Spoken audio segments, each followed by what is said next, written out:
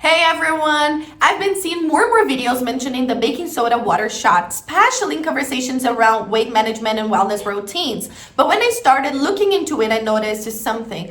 Almost every video seems to tell a slightly different story.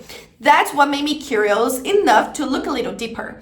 When you search for the baking soda water shot, you will find short clips, different versions of the so-called hack, and plenty of people talking about what they've heard.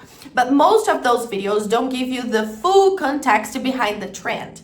And that's important because something becoming popular online doesn't automatically mean every version you see is accurate, okay? Eventually, I came across a much more complete presentation that explains the idea people are referring to when they mention the baking soda water shot. It goes beyond the short clips and gives you the complete story behind the routine, why it has attracted so much attention, and what the broader approach is about.